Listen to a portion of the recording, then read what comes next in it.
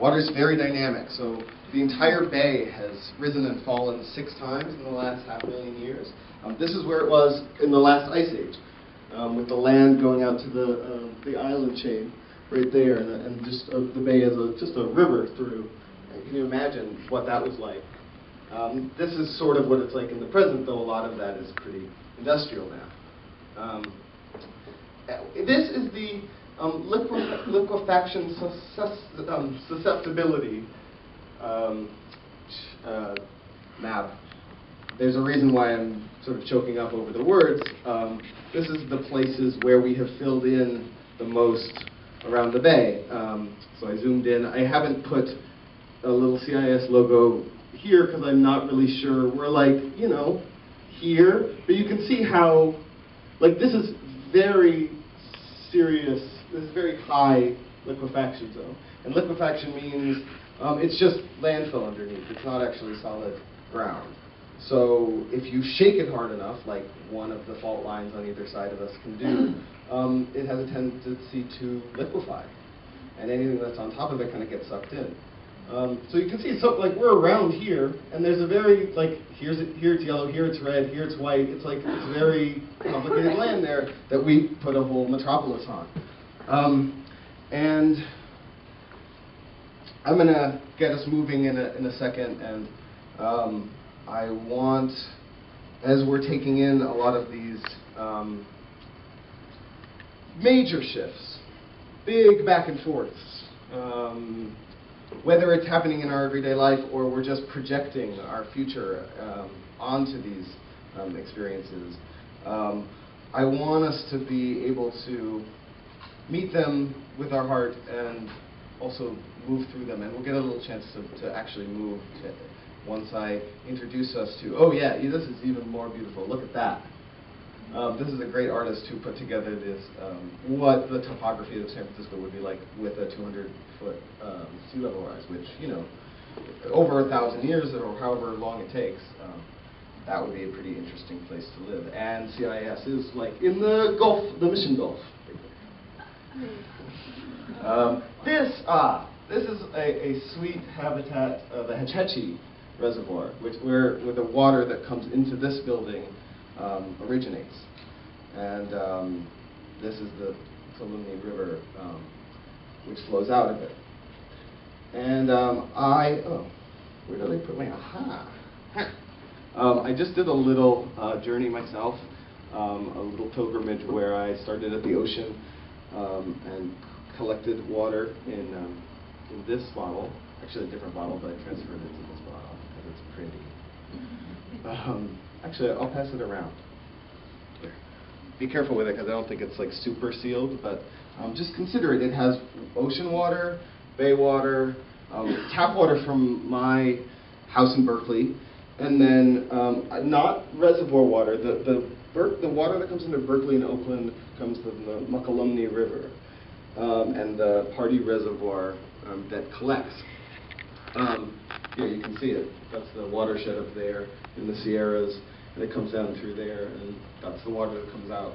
So the other two waters that are in that bottle are the river water from the sort of thundering areas around there, and the spring water. So everybody willing to get up one more time? Okay. So we're going to inhabit, come forward a little bit so we have a little space to move around. We're going to inhabit the parts of a river in our bodies, because there's so many different parts of rivers, and they are all dynamic in their own way. So, okay, we're going to start deep in the mountain, and it's dark, and we're all in that mountain. Can everybody imagine together? Yeah? Okay. And be careful of your bodies as you move around. Don't hurt yourselves. Just imagine the little spring inside of you, the water that's in your mountain. It's been in there a long time. It has this relationship with, like, I think there's a lot of flowing going on up in the light. I think I'm going to kind of emerge up out of the ground and up out of the darkness, and okay, and I can see the light coming, and there's a little trickling and a little splashing, and you guys can do that with your bodies. Ooh, a little trickling. Oh, it's being a river now, and there's a lot of dynamic animals and you know, slippery, slimy creatures, and there's all kinds of green sprouting, you know, beings, and we're feeding all of it. And there's a lot of us around, and we're rushing around, and oh, we're carving rocks with our movements, and we're making deep valleys in the mountains, and boy, we're making a big difference. We're contributing to all these different lives. Okay, and then I guess Josh in Berkeley has some designs on us. Okay, so we're gonna get into a bit of a channel. There's a bit of a, like, there's a dam. We're pooling in a reservoir. It's pretty big. So let's chill. On our way to Josh's tap, because he wants to drink us, so we have to go to get sucked into and then over to the water treatment plant. Whoa! And then in the water treatment plant we get coagulated. We get all this stuff happen too. We get let's see, there's like 12 things. Aeration, where we get sprayed through nozzles, so it releases gases, and then we get coagulated, so the heavy particles attach to each other, and then they kind of drop, and then I drink it. So you all know the drinking part. You have water probably with you now. Otherwise, if we don't do that, we just kind of like get a little more flat out into the other reservoirs, and we kind of get wider and wider into the sort of river system down in the agricultural spaces. Oh, thank you. This is what this has been doing. And then we get out into our beautiful bay, where 45% of California's water empties out into, and the ocean, which is the biggest ocean on the planet. So I just want to talk a little bit about scales of sharing all this, because the description of my talk had used the phrase sowing seeds. I want to encourage and reassure everybody that we can continue sowing seeds for hopeless harvests. And Joanna, I don't know how many of you here were at Joanna's talk last week, but she talked amazingly about hope is something you do. And I cannot say what's going to happen to all the water that we drink, that I love to drink. I'm not an expert on any of the things that I'm going to show you in the next 5-10 minutes. I'm just a curious water-based being, you know, and I'm just trying to figure it out as best as I can and ask the questions as we go, and also try to stay imaginative and try to let it, you know, like there may have been part of the river that we just went through that appealed more to you or resonated more to you. Like maybe you're in a sort of floating, kind of stable kind of place, or maybe you're in a rushing torrent, or maybe you're switching from one to the other. And that's really helpful awareness, because we all form a unique place in the river. Okay, so here's the ocean. I'm going to take us through a little bit of what do we do about the water crisis. And of course, there's much smarter people working on this than me, but I'm going to bring us through a little bit. One option, this is we don't necessarily have to go as far as Alaska.